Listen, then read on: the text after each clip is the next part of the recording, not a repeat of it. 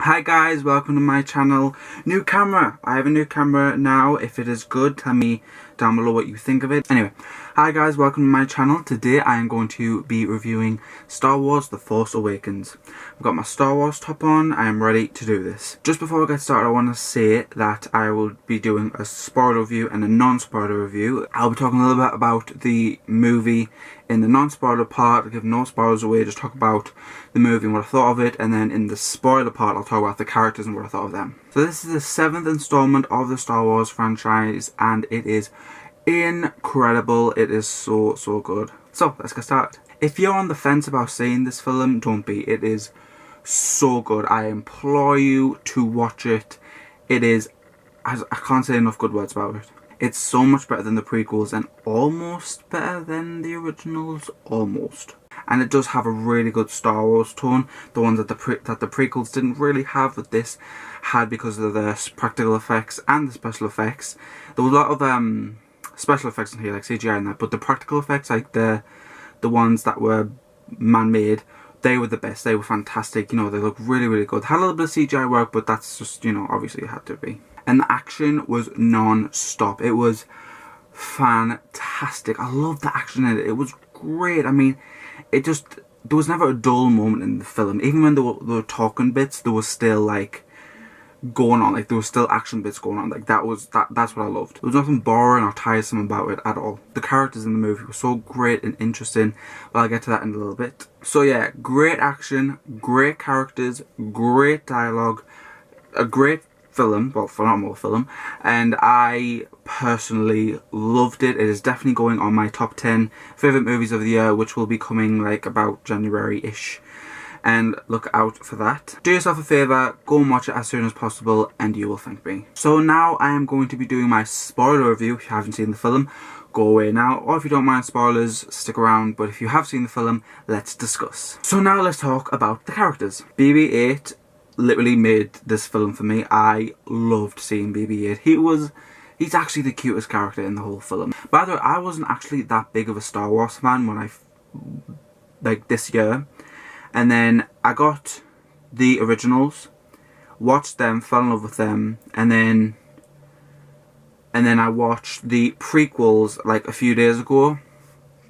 Like I watched all of them before the film came out, and the prequels, the first one I didn't like that much. Jar Jar was a bit annoying. Second one wasn't enough. There wasn't any Jar Jar that was good, but Anakin was a bit of a twat. And the third one, that was the best one for me. I really liked that, like how it all came together. But I don't know why, but I felt sorry for Jar Jar at the end because I was like, oh, poor Jar Jar, he always gets the shit. And I think the best part of that film was Ewan McGregor and Natalie Portman. Like they were my favourite characters in the whole film. I love seeing stuff like that. Like I love prequels of seeing sort of how it happened. They're my favourite types of films. Anyway, let's get back to BB-8. Yeah, he's such a cute character and really important to the movie because he has the map to Luke Skywalker. But yeah, it was great. I would love to see him in future movies. We're definitely going to see him in future movies. I mean, it would be stupid not to put him in more. Poor Dameron. He was so awesome, but he was just like literally left out of the film. Like I would want to see him through the entire film. Like that's how good he was. He was really good, really charismatic, really funny, likable character. Oscar Isaac, like, you would never think that was the person who was going to play Apocalypse. He was a really fun character and he brought a little bit of comedy to the film. As did Finn, who I'm going to talk about next. The only thing I didn't like about Finn was his accent. Sometimes it went like from American and you can hear like smidges of English.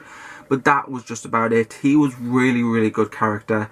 He was quite funny as well. And he brought some diversity to the role, which is always great. And he's just a great actor. Rey.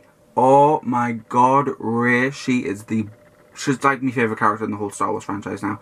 It's her, BB-8, and then Luke Skywalker. But I'm going to get to her. I'm going to get to my Skywalker theory in a bit.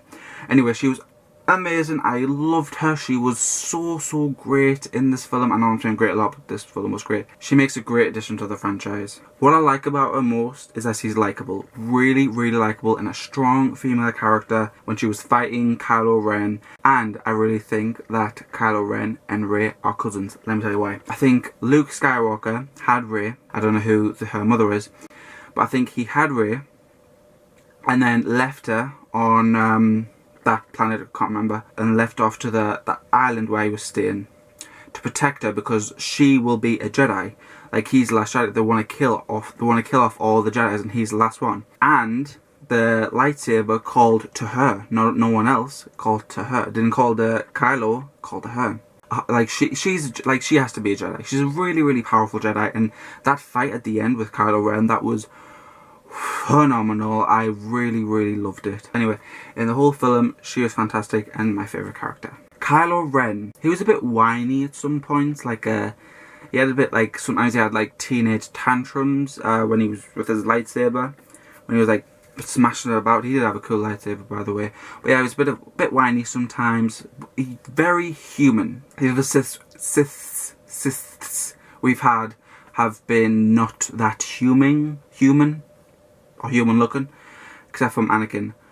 But then after the fire and the mask and that, you just went crazy.